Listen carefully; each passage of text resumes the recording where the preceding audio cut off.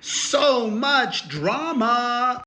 Hello, my fam. It is Perez, the queen of all media, the original influencer, and your number one source for everything Diddy on trial.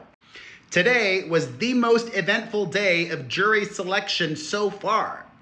The judge and lawyers are done questioning potential jurors. However, 45 now remain, and selecting the 12 jurors and 6 alternates won't happen until Friday.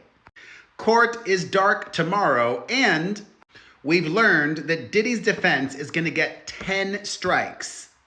Meaning, when it comes time to actually decide who's going to end up serving on that jury, these strikes can be used kind of like the opposite of a golden ticket on American Idol.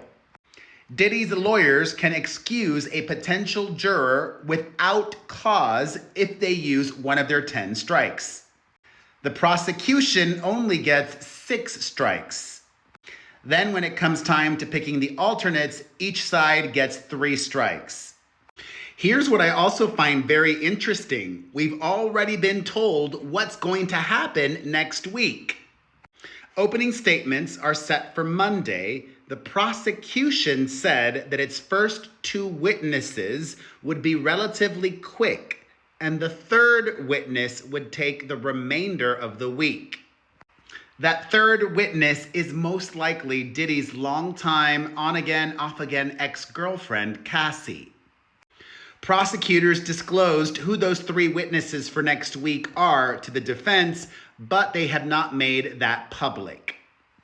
A notable figure in the courtroom is Mark Geragos, a high-powered attorney who is allegedly not working with Diddy's team, but did get a talking to from the judge. Geragos told CNN, "I'm here to support my daughter, and Combs is a friend." Mark Geragos' daughter, Tenny, is one of Diddy's main attorneys.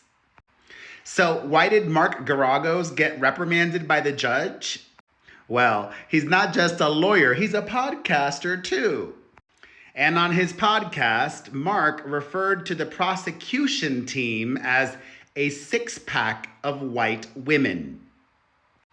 Geragos said that race may be an undercurrent at the trial, but would not be a focus of Combs' defense.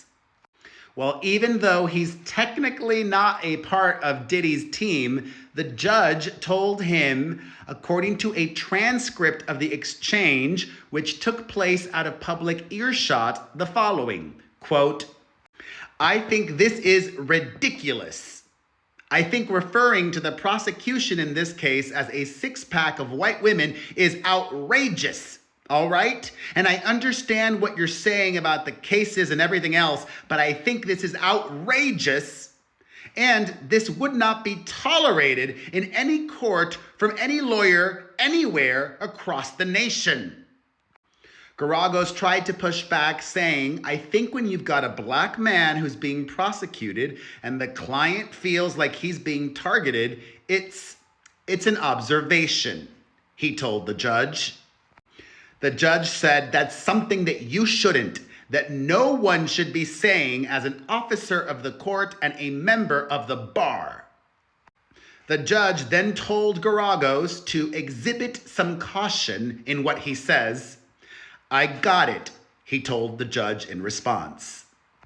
Diddy has denied all of the allegations against him that the federal government has brought, including racketeering, trafficking, and prostitution. We won't see him, unfortunately. Cameras are not allowed in the courtroom. I will continue to give you daily updates. Also not allowed will be anything related to the near 100 civil suits that Kim Porter's baby daddy is facing. Remember, the whole trial is expected to last up to 2 months. There were some moments of laughter and not just drama today. For example, when a potential juror announced that he works at the Metropolitan Detention Center in Brooklyn, the prison where Diddy and Luigi Mangione are being detained. That potential juror was excused. Another juror was questioned for 25 minutes, who kept sighing and trailing off in his speech. Judge Subramanian noted that the man neglected to fill out all the questions on his juror questionnaire. "I was tired," the potential juror responded. "I was binging the new Star Wars series Andor. It just came out." Subramanian laughed at his admission and said, "Will you be able to concentrate, or will you be too busy binging Andor?" The potential juror said he would, responding, "Like I said, I was binging. I'm just being lazy." Although the prosecutors said the potential juror was meandering and were worried about his own personal discipline if he was selected for the trial, the judge said that none of his answers warranted a dismissal. He did, though, call the juror sleep deprived. Diddy's lawyer, Mark Agnifilo, said, "I'm very curious to watch what he was binging." Another potential juror knows the judge in this case and is friendly with him after serving as his co-counsel in several cases, meaning they previously represented clients together. They've known each other for about 10 years. When the potential juror walked in, the judge amiably asked him, "What is your opinion of the judge in this case?" The prospective juror responded, "He is fair, he is gregarious, and he is brilliant."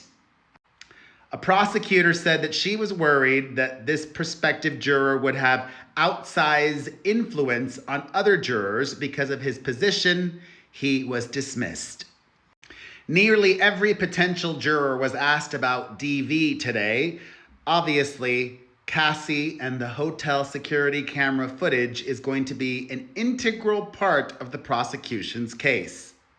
Potential jurors today work in a variety of professions, from teaching, nursing, finance, HR, law, to window cleaning, maintenance, and are unemployed.